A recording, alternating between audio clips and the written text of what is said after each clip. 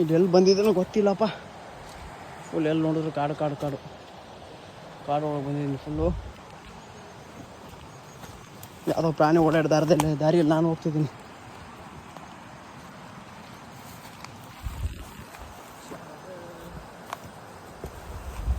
ಹುಷಾರಾಗಿ ಬರ್ರು.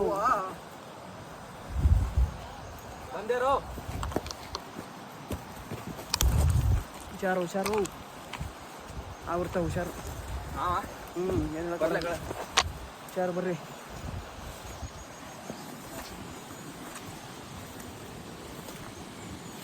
ಓಡ್ಕೊಂಡು ಹೋಗ್ಬೇಕು, ಹಾವಿದ್ರು ಕಡೆಯಲ್ಲ ಓಡ್ಕೊಂಡು ಹೋಗ್ಬೇಕು. ಬರ್ರಿ ನಡಿ ನಡಿ.